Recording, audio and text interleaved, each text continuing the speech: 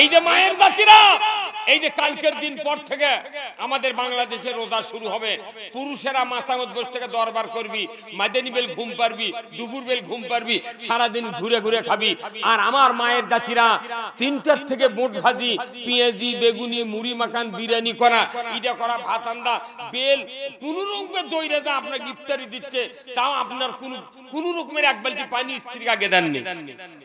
এত পরিশ্রম করার পরেও ইফতারের আপনি ইফতার করলেন, মাগরিবের নামাজ জুম্মার যা পড়ে আসে আবার ভাত খেলেন, ভাত খা তারাবিত গেছেন, আপনার স্ত্রী এগুলা ধুয়ে টুয়ে ভাত খা কেবলকে তারাবি পড়ে এনা বেচারে নিয়ত করছে, আপনি জুম্মার থেকে এসে করছেন এই এখনো হয়নি। এই কথা বল, এই কথা ঠিক কি না? বলছে এখনো হয়নি। আপনার স্ত্রী ভয়ের চোটে তাড়াতাড়ি করে কিসের দোয়া কুনুত কোনটি কি ইলা দুলাত কুপু না দেই কেন আমার শেষ কথা ঠিক কিনা? এখন এই মানুষটা সোচে আপনি শুয়ে লাখ ডেকে ঘুম পাড়িচ্ছেন। আমার দেশের মায়েদের কি দরদ, আবার এই দেশের মুয়াজ্জিন যারা আছে এরা এত বড় আত্মভোলা। এই মুয়াজ্জিনরা মাইকে পুনি দূরের সময় উঠে করছে, উঠুন মা বোনেরা উঠুন। কে তোর বাপক ডাকতে দুঃখ লাগা? এই কথা বল, তুই খালি মা বোনক ডাকিস কে? মা বোন ডাকিস কে? ওই আব্বা কোটা গালাবি কথা ঠিক কি না? এই দেশের শতকরা 40% মানুষের হাসিল পার, চুলার পার, বাড়ির বাইরে।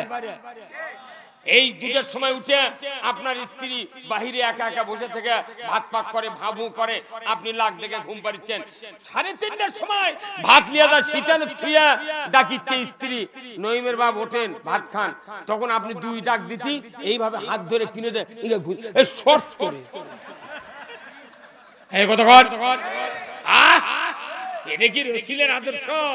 এদেশের মা বোনদের এত দয়া, এত ভালোবাসা, রক্তের বন্ধন নাই, অথচ 3 কথা দিয়ে আপনার স্ত্রীকে পেয়েছেন।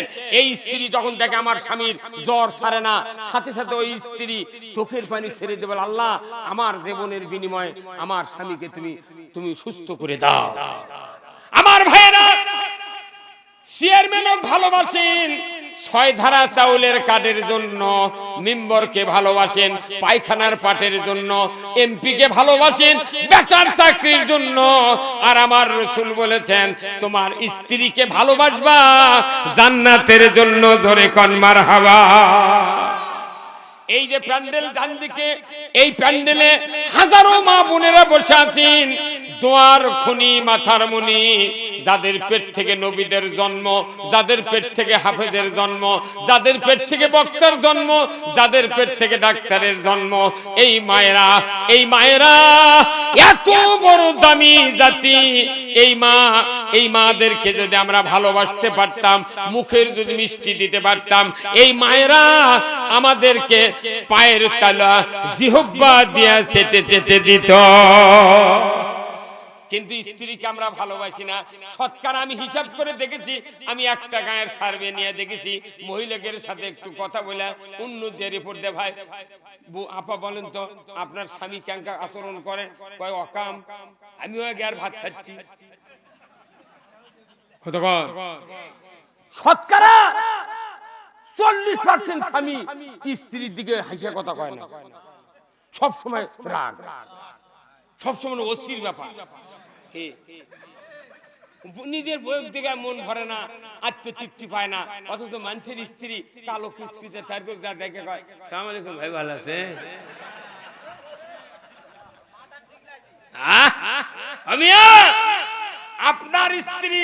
আপনার স্ত্রী যদি একটা বার কয় আল্লাহ আমার স্বামী উত্তম, আল্লাহর নবী বলেছেন ওই স্বামী যদি মুত্তাকি হয়, পরেজগার হয়, ওই স্বামী নির্ঘাত জান্নাতি। জোরে করে আল্লাহু আকবার। যাদের বিয়ে করা বউ আছে, আপনাদের স্ত্রী জান্নাতে যাক, কারা কারা চান দুহাত তুলে দেখান।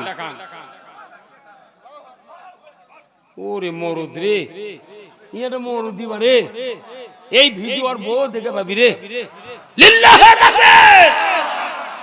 স্ত্রীকে যদি বাঁচে থাকতে জান্নাতি বানাতে পারেন, আল্লাহর ইজ্জতের কসম আপনিও জান্নাতি হয়ে যাবেন। কিয়ামত হয়ে যাবে, মানুষগুলি জান্নাতে জাহান্নামে দুই ভাগে বিভক্ত হবে। জান্নাতি হয়ে যাওয়া মানুষগুলি ভেতরে একজন আল্লাহর বান্দি জান্নাতুল ফেরদাউসে চলে যাবে। জান্নাতুল ফেরদাউসের ভিতরে একজন আল্লাহর বান্দি হাউমাউ করে কান্নাকাটি শুরু করবে।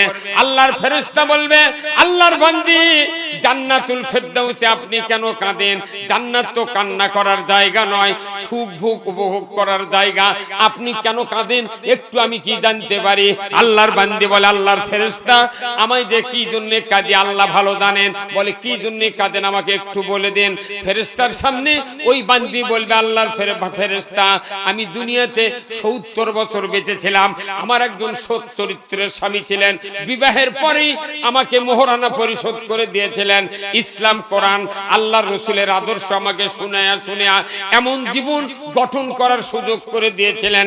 আমি আমৃত্যু ওই ইসলামের পথ ছাড়ি নাই, যার কারণে হিসাবের পর আল্লাহ তাআলা আমাকে জান্নাতুল ফেরদাউস দিয়েছে। আল্লাহর ফেরেশতা বলবেন, তারপরে কি হলো? কেন তুমি কাঁদো? আল্লাহর বান্দি বলবে, কাঁদি আমি এই জন্য, ওই যে মৃত্যু হয়েছে আমার, আজ পর্যন্ত আমার ওই দুনিয়ার চরিত্রবান সৎ ওই ভালো স্বামীকে আমি চোখে দেখি না, জান্নাত ভালো লাগে না।